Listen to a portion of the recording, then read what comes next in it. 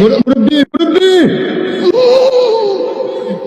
আমি একটা মাহফিলে আমি একজন মুরব্বি মানে বয়স্ক মানুষ মাহফিল থেকে বের হয়ে যাচ্ছিল, তো এটা আমি কখনো অ্যালাউ করি না যে আমি যতক্ষণ আলোচনা করব সবাই থাকতে হবে, একজনও যেতে পারবে না, কারণ আমার বিক্ষিপ্ত কথা তার কাছে বিক্ষিপ্ত একটা মেসেজ যাবে, কিন্তু আমার পুরাটা আলোচনার ভিতরে কিন্তু একটা মূল থিম থাকে।